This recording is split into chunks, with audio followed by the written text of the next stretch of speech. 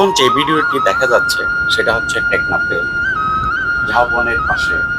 আর টেকনাফের কিছু অন্তর অন্তরে ঝাউবনগুলি সুন্দর, এবং তার সাথে নৌকাগুলি, স্পেশালি মাছ ধরার নৌকাগুলি খুব সুন্দর। নৌকাগুলির আমাদের অন্যান্য জায়গার নৌকাগুলির মতো না, এগুলোর আকৃতি